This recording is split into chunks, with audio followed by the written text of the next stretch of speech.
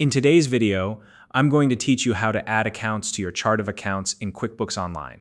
The chart of accounts is a foundational tool in QuickBooks Online, helping you organize and categorize your company's financial transactions. Whether you're setting up your accounting for the first time or adding new accounts as your business grows, it's important to know how to do this efficiently. By the end of this tutorial, you'll be able to create new accounts with confidence, ensuring your financial records are clear and accurate.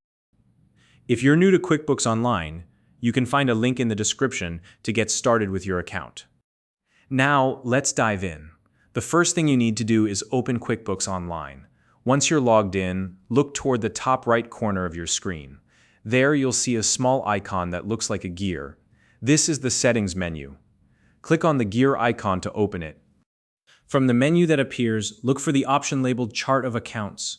Once you find it, go ahead and select it. This will bring you to the Chart of Accounts page where all your existing accounts are listed. To create a new account, look for the New button. It's usually located near the top of the page. Click on it, and this will open up a form where you can input details for your new account. The first field you'll see is the Account Name field. Here, you'll want to enter a clear and specific name for your account. For example, if you're adding an account for office supplies, you might name it Office Supplies. Choosing a descriptive account name is important because it helps you and anyone else using your QuickBooks system understand the purpose of the account at a glance. If your company uses account numbers to organize its chart of accounts, there will be a field labeled Number. Enter the appropriate account number here.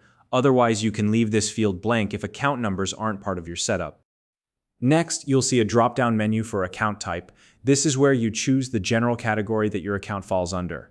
For example, if the account is related to money your business owns, you might select Assets. If it's an account for expenses, you would choose Expenses. Make sure to select the type that best represents the purpose of the account you're creating. After selecting the account type, you'll be prompted to choose a detail type. The detail type is a more specific category within the account type you selected. For example, under the Expenses account type, you might choose Advertising or Office Supplies as the detail type. Pick the option that most closely matches the account's purpose. There are a few additional fields that you may want to fill in, depending on your needs. For example, you can add a description to clarify the account's purpose further. If this is a new account that already has an existing balance, you can enter the opening balance as well. Be sure to double-check the information you've entered before moving on. Once you've completed all the necessary fields, it's time to save your work. Look for the Save button, typically at the bottom of the form, and click on it. This will add the new account to your chart of accounts. Congratulations! You've successfully created a new account in QuickBooks Online. If you found this video helpful, please like and subscribe.